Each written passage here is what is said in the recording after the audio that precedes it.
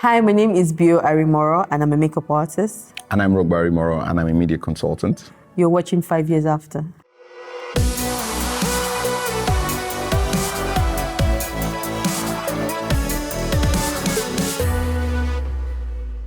Our first 5 years was quite interesting.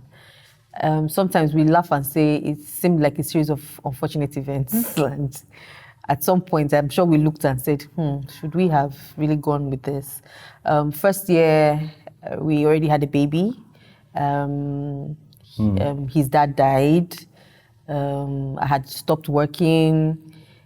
Business had gone down for him. So it was like a whole lot of things happening all at the same time. But it was quite interesting because we were able to scale through. We were able to see ourselves in very extreme situations and still pull each other through that 5 years. So it wasn't like, oh, I'm sure I made a mistake, I really want to go back and all of that, but that didn't happen with us. I think because we're very, very good friends and we're able to support each other. So the first 5 years, very interesting. And then we always say, it would be really nice to always go back and laugh and say, there was a time we drank Gario. And, but I think the first 5 years, was very interesting. Why you keep saying, No, you said there was no point in time where anybody said, you want to go? Oh, did you? Me? No. How could I possibly? I'm just messing with her. Okay. No, but she's right. It was like a very interesting time.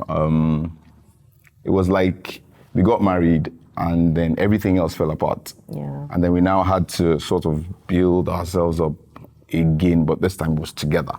Yeah. So yeah, it was an interesting time. There were trials, there were tests. I think everybody always has trials. Yeah, everybody has trials. Everybody has trials. It seemed like those ones were peculiar, Shabbat. How it is. New baby, no business, income, no work, no income. Everything was just falling all over the place. But we're able to scale through. Yeah, it worked out. Our love story started when we were in university. I presume. Yeah, I presume so. Yes. Yeah. We were in uni and we were in the same faculty originally. She had purple hair and she was always bouncing around all over the place, like a little Smurf with purple hair, but Really? And I saw her around, thought, wow, that's an interesting person.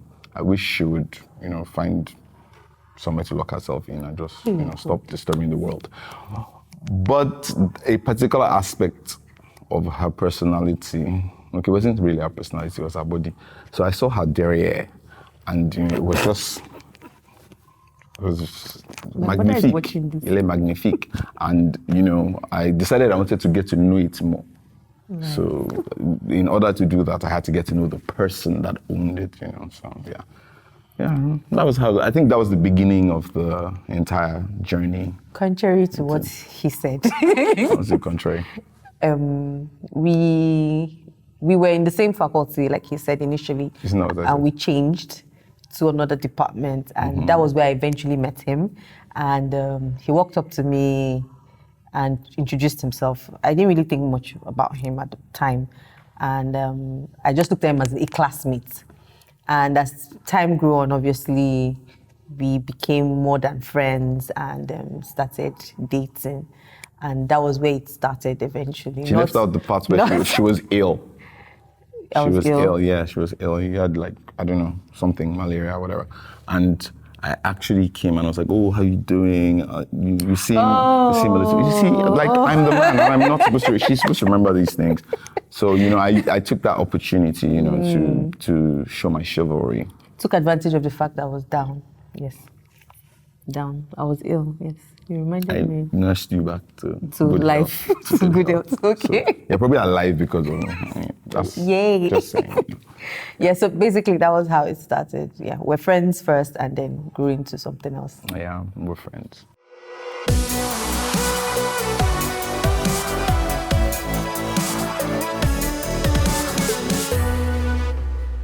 My wedding day was a blur. I really don't remember that much about it. All I know is I woke up in the morning and then the next morning I opened my eyes and I was married. There was a ring on your finger. And I was like, wow, what happened? And I had to go through the pictures to actually really understand what had been done to me. So I don't know whether I was drugged, that You were not there are drunk. You were ready to get there married. There are theories behind You this were ready thing. to get married. I'm just saying, like. It was kind of a blur for me, but I think I remember the night before. I told my parents that I wanted to sleep between them, in between them. I wanted to do my last. It's just weird. My last baby girl period, and by morning, because we're having the reception in my parents' area, and I think I walked up to where the decorator was supposed to be doing the decoration, and everything was just wrong. I told her not to get to the Yeah, so I'm just saying. So I came back, they were making my hair, and I was crying. I was upset. The day didn't seem to be going the way I wanted it to.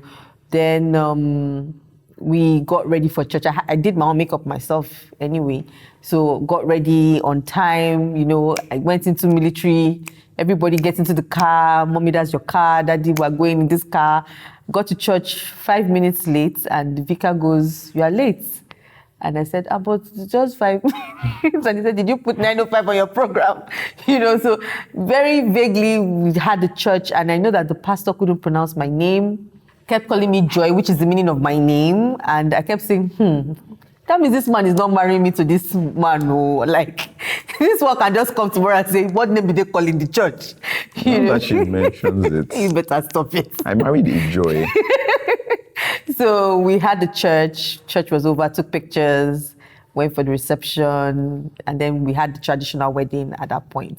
Now, the night of the wedding was very interesting because while we were sleeping, I woke up sometime middle of the night, and I went to pee and realized I was peeing blood. So I had to wake him up, like, I don't know what's happening. There's a lot of blood coming out of me. I need to get to the hospital. So imagine your wedding night, you're rushing to the hospital at about 3 a.m., 4 a.m. in the morning, panicking, not knowing what's wrong and all. So I had to stay in the hospital that night. He went back to the hotel room alone. And she appeared the next morning. Next morning, they told me I was fine. No, he came back to get me. The next morning. And they wanted to keep me on bed rest. I was like, no, we have paid for hotel room. Where else can I rest? Please, take me back. And guess what she wanted to do when she got back? My womanly duties now. What womanly duties? I'm a man.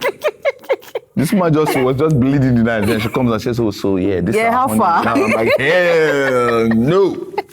I don't know. No.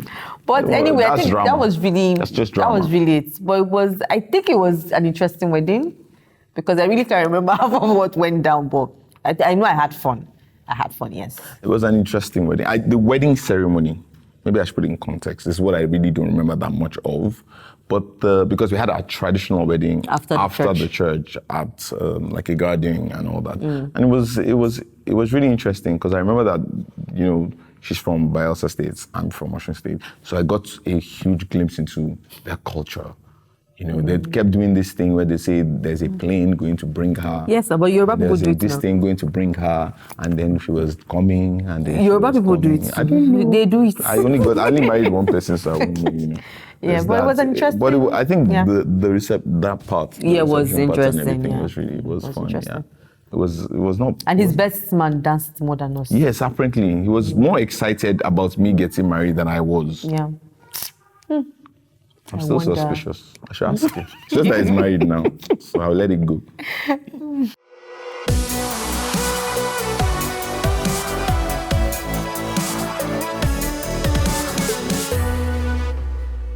I don't think any couple should have a third party in their marriage. I think it's okay for you to seek advice from people that you both respect, people that have the same values as you. Yeah. But you shouldn't have a third party involved in your marriage. There should never come a time where someone knows more about what's going on with one person than the other person. I always tell her that it's me, you, against the world. I mean, even the kids are exterior. They will eventually grow up and leave the house. Your parents, they've done their bit. Yeah. It's over. So it should just be both of you, really. That's how I see marriage. I think it's both of you. Get advice, seek for information, get to know what certain standards are and all that. But you shouldn't have any third party in your marriage. That's my stand. It's always been.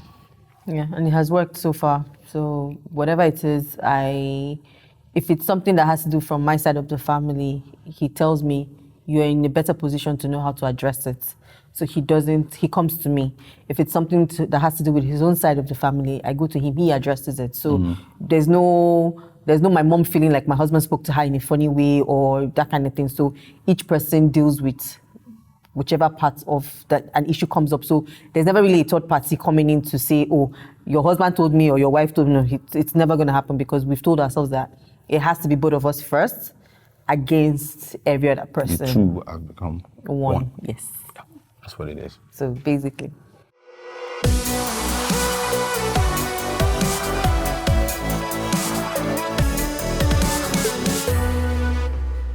How are we similar and how does that excite or scare you? Okay, so I think we're similar in that we have the same values. Like we believe in certain things, loyalty, work ethic, and we have the same sense of humor. Yeah. I think that's the most interesting one.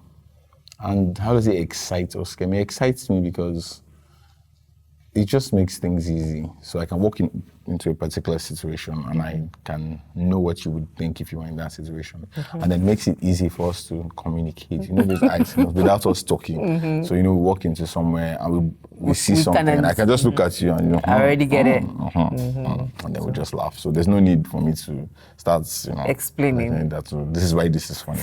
So, although it's a twisted sense of humor, but so it excites me. And how does it scare you too? It doesn't scare me. So you're not scared? I'm not scared. So, what's something you never want me to forget?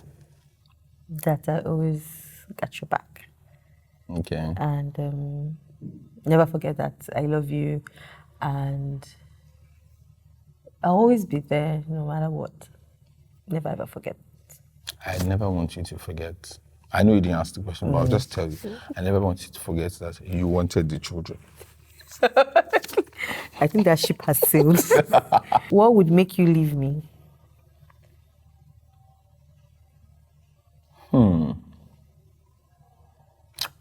Well, I definitely am not going to leave you if you murdered somebody. Nah. Just bury the body together or something. Probably if you cheated on me. Probably. Probably. Yeah, probably. It's not yet not a 100%. Because it also depends on scenario. Like if you cheat on me with Babalu and you bring bar. Yeah, I'm taking one for the team. You took one for, I'll have to go away and recuperate with the money. Okay. And then I'll come back, knowing that, I would have found it in my heart. Inner peace. To forgive you. Inner peace. You understand? Yeah, probably. Okay. Other than that, yeah. Okay. So when did you know you wanted to marry? It was one day in class, while we were in class, and you were helping me out with the whole company structuring, coming up with a name and all of that, and I was like, okay, doesn't seem like a bad, but That's a long time ago. yeah, it was a very long time. Well, at least I knew, but I guess you were still wrapping your head around it. But yeah, I knew.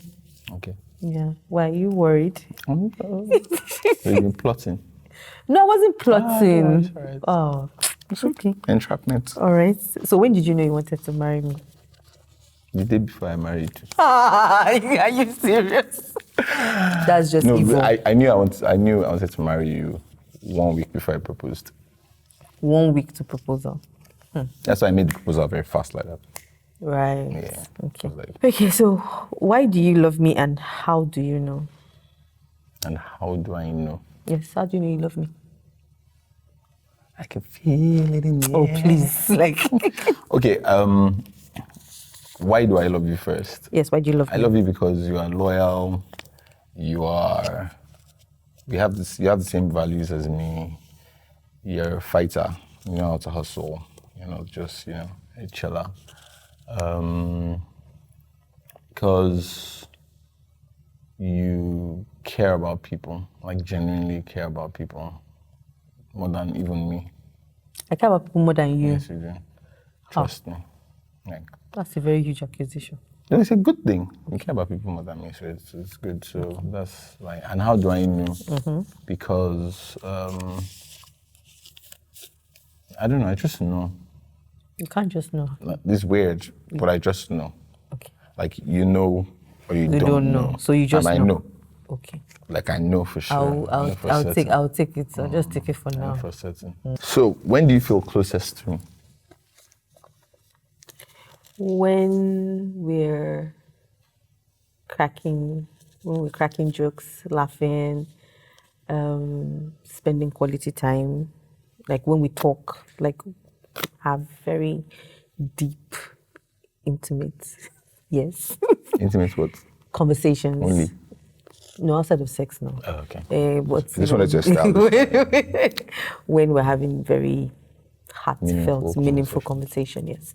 And then when we share good laughs, feel closest to you. Okay. Why did you marry me? I didn't have option. Violence allowed. Violence. Okay, I married you because I knew that you were going to compliment me. You were going to be to be the yin to my yang. So the places where I fall short, you would fill up those places. So you would show up my strengths. I'll be show up my weaknesses, and I'll be able to do vice versa for you. That's one major reason. Another reason is because I loved you, and I still love you. So that's definitely. You sure you still love me? Yeah, I still love you. Mention 3 best and 3 not so great qualities about me that you wouldn't change. Remember, you wouldn't change. That I wouldn't change. You wouldn't change. Oh, wow. Who thinks of this question? So 3 best. 3 best. And 3 not so great. Okay, I wouldn't change how you can be a romantic sometimes. I wouldn't change that because it's beneficial to me.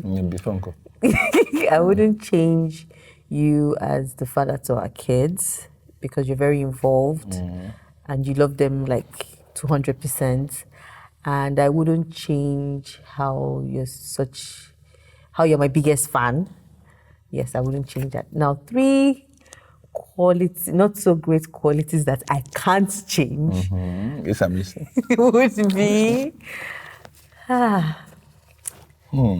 Think about it very well. I'm thinking there are consequences to actions. They're all at the tip of my tongue. Okay. You can be such a go-getter. Can be too much. Well, sometimes. Deliver. I can't change that. I can't change. You wouldn't. Okay, I wouldn't change. You see, you just did it. You're always correcting me. BSc, PhD, English master. I can't change that. So if there was one thing I could do for you right now, what would it be? Why? This is a PG show. Okay, so I'm going to talk about that, but you know.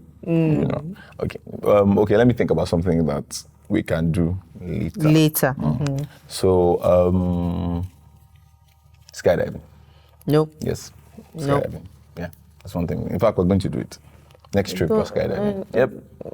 Is that that's why you swim with sharks? Pick one. Why would I want to swim? Okay, so it's skydiving. Cool. What do you think our biggest challenge in our marriage is so far? Biggest challenge? Aside the fact that people come to slay in our house all the time. That's not a challenge. Joking. It's not a challenge. No, really? It's not a challenge. Okay. It's a phase. I don't really think. Biggest challenge. Biggest challenge. I really can't think of. Maybe more money. That's $1 billion. Yeah, we have to hit that billion. Yeah, maybe. It's not really a challenge. But it's not a challenge because we have to. Yeah. So I don't think there's any major challenge. Yeah.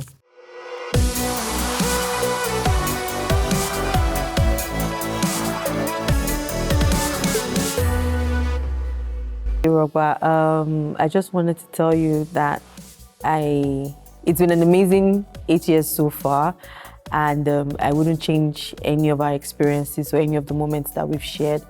I love you very much. Of course, I know you know that. And here's to many, many more years ahead for us. May our love grow stronger, and may we always have that source of joy and happiness.